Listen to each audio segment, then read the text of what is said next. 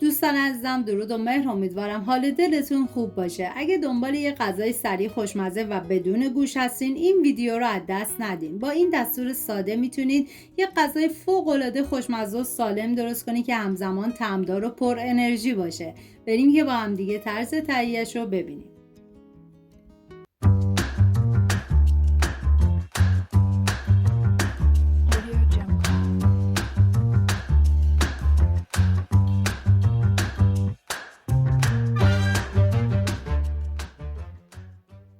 سه عدد پیاز رو به صورت اسلایسی ریز میکنم. این غذا برای 4 نفر در نظر گرفته شده. شما به اساس تعداد نفرات باید مواد رو کم یا زیاد کنید. من اندازه ها رو هم در طول ویدیو میگم، هم داخل دیسکریپشن نوشتم.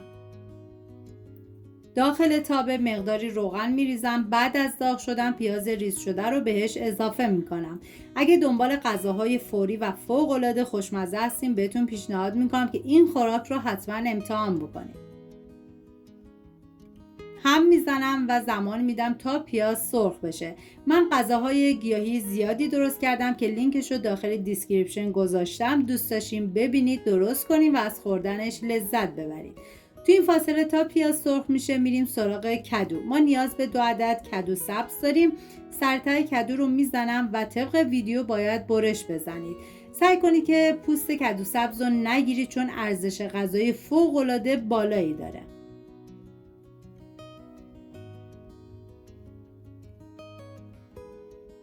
بعد از خورد کردن به پیاز اضافه میکنم. زمانی که کدو سبز رو به پیاز اضافه کردید هم بزنید و بذارید به مدت 3 دقیقه با حرارت کم کدو تف بخوره. ولی کدوی ما توی این غذا به هیچ عنوان نباید له بشه.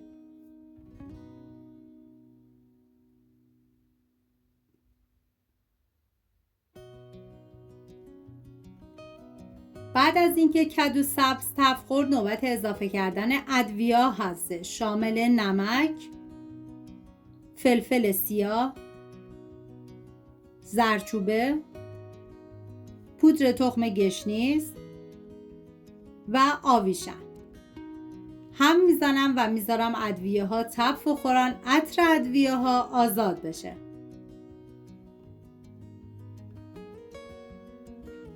یه قاشق غذاخوری رب گوجه فرنگی رو میریزم داخل تابه. هم میزنم و میذارم رب تف بخوره، رنگ رب باز بشه.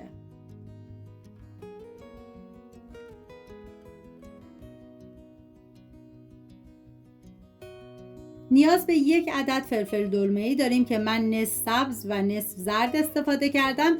به صورت نگینی ریز میکنم. شما حتی میتونه از 1 نوع فلفل دلمه‌ای استفاده بکنه. این دیگه کاملا سلیقه‌ایه. 1 دسته پیازچه رو ریز خورد کردم. همراه با فلفل دلمه به بقیه مواد اضافه میکنم. هم میزنم و میذارم یه تفت مختصر بخوره. من هرچه از عطر و طعم و خوشمزگی این غذا بگم کمه. جای تک تک شما دوستان عزیز خالی. 4 عدد گوجه فرنگی رو باید پوره بکنید که من با استفاده از دنده درشت رنده میکنم. شما به هر وسیله که دارین و راحت هستید گوجه ها رو پوره کنید.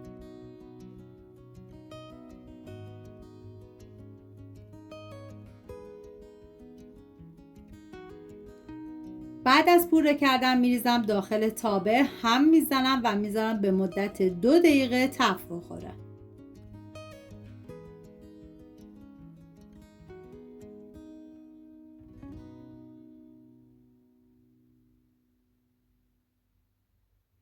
نیاز به قارچ دارین که من از 200 گرم استفاده کردم و به صورت اسلایسی ریز میکنم.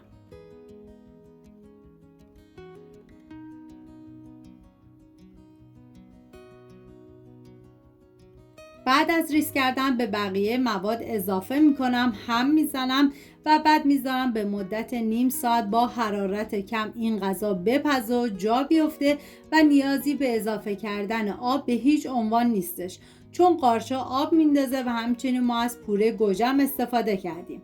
هم میزنم و دیگه بهش زمان میدم.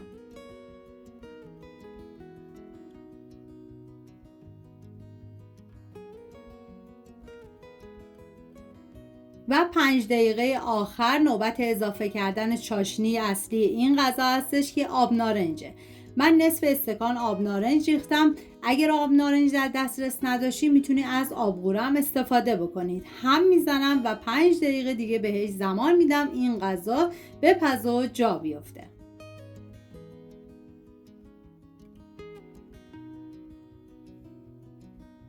امیدوارم از این دستور خوشمزه لذت برده باشین. اگر دوست داری باز هم با دستورهای سریع و خوشمزه همراه بشید، حتما کانال رو سابسکرایب کنید تا هیچ ویدیو رو از دست ندین. منتظر نظرات قشنگتون هستم. امیدوارم درست کنین، در کنار خانواده از خوردنش لذت ببرید. تا ویدیوی بعدی مراقب خودتون و خوبیهاتون باشید. تا درودی دیگر، بدرود.